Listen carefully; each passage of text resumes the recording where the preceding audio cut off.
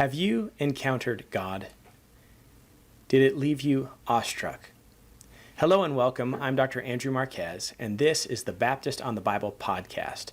You're listening to the 7 at 7 devotion, 7 minutes of encouragement from Scripture, offered every Monday and Friday at 7 a.m. We're continuing our series from Daniel chapter 10:1 through 11:1, entitled Ready for Revelation. Today, we're going to look at verses 5 through 9 of chapter 10.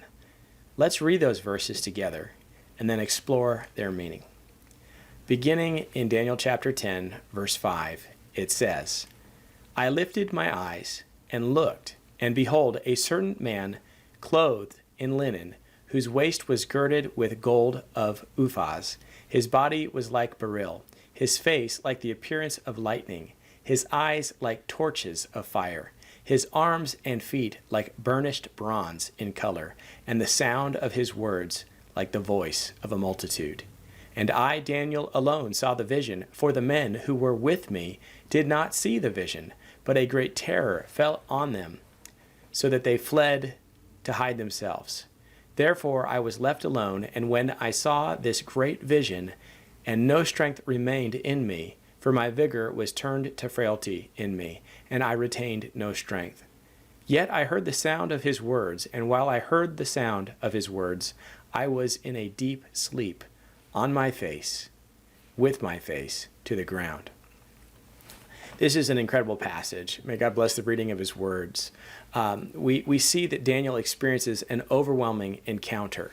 This encounter features an awe-inspiring individual. It features terror, sapped strength, and soothing words. Finally, it ends with a deep sleep. So let's go ahead and look at these aspects of this story and try to understand how they might apply to us today. We have this awe-inspiring individual. Daniel finds himself at the shore of the Tigris River, and when he looks up to sea, he sees a remarkable sight. He is described in the following ways, the individual. He looks up to see the person. So how is this person up? Is he floating? Is he hovering? Perhaps is he just very tall? If we look at, if we read on to chapter 12, verse 7, we find that this man is described as being above the water. It's similar to the man who's between the rivers in chapter 8 of Daniel, verse 16. This individual actually instructs Gabriel. So the location of us above the water reminds us even of Genesis 1, verse 2, that the Spirit of God was hovering over the face of the waters. The person is further described as wearing white linen clothing. Similar garments are worn by priests, angels, and saints in the Scripture. Most notably, white garments are worn by God himself in Daniel chapter 7, verse 9. There's a golden belt that might represent royalty or authority to judge. His body is like beryl or chrysolite. His face is as lightning, eyes of fire, arms of bronze, and a voice like a multitude. Who could this person be? He does not appear to be a mere angel. In fact, this scene points to the book of Revelation, where in chapter 1, verse 12, we read of a similar person. Then I turned, says John the Apostle, to see the voice that was speaking to me. And on turning, I saw 7 golden lampstands. And in the midst of the lampstands, one like a son of man, clothed with a long robe and with a golden sash around his chest. The hairs of his head were white, like white wool, like snow. His eyes were like the flame of fire. His feet were like burnished bronze, refined in a furnace, and his voice was like the roar of many waters. In his right hand he held 7 stars. From his mouth came a sharp 2-edged sword, and his face was like the sun shining in full strength. In Revelation, this individual is clearly identified as Jesus Christ. Could it be that Daniel witnessed the pre-incarnate Christ on the shore of the Tigris River that day? Well, as he sees this vision, those that are with him don't see the vision. They're not seen by the men with him, but they are struck with terror nonetheless, and they run to hide themselves. This incident serves the purpose of detaching Daniel from his companions, leaving him alone, but it also reminds us of the scene that Paul encounters on the road to Damascus in Acts chapter 9, where his colleagues do not see the sight as he encounters the Lord. Daniel does not flee, but the seeing of the vision takes all of the strength. It saps the strength from his body. This reaction doesn't occur when he has other angelic encounters throughout the book.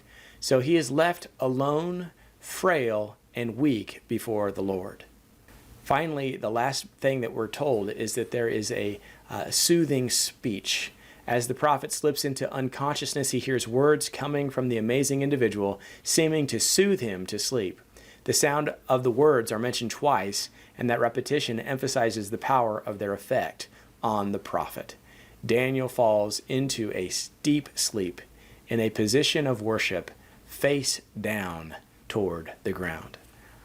It's an incredible passage. What are we to take from this encounter? Well, have you ever had an overwhelming encounter with God? One that left you undone, speechless, emptied of strength or pride? I believe that Daniel met the Lord on that riverbank, and the sheer weight of the revelation overtook him. Such moments are rare, but they remind us of how small we are before the Holy One, before God. This week, I'd encourage you to take time to reflect. Have I truly sought God with such intensity? Have I positioned myself like Daniel to receive and to revere? Don't shy away from being humbled. It's in that posture of surrender that divine strength often begins. Madeleine L'Engle once quoted Einstein, "Anyone who is not lost in rapturous awe at the power and glory of the mind behind the universe is as good as a burnt-out candle." All that being said, I'll leave you just with one question.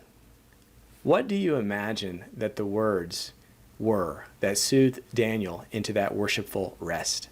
Perhaps God is still speaking if we would only quiet ourselves long enough to listen. I hope that encourages you. God bless and take care.